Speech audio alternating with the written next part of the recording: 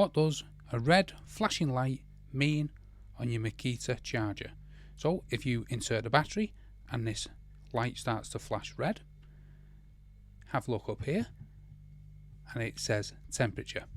Now what this actually means is that the battery is either too hot or too cold.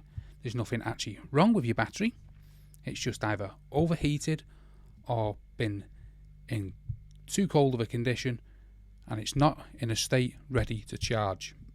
Don't panic, all you need to do is leave the battery on the charger for a little while and make sure it's not too hot or too cold in the room you're charging it, and it should come to temperature and then start with a steady red light and start charging. But as I say, there's nothing actually wrong with your battery, it's just that it's either too hot or too cold.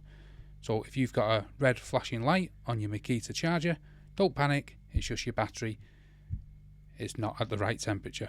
Hopefully that helps you out. If it does, help me out by smashing a like, the subscribe, and thanks for watching.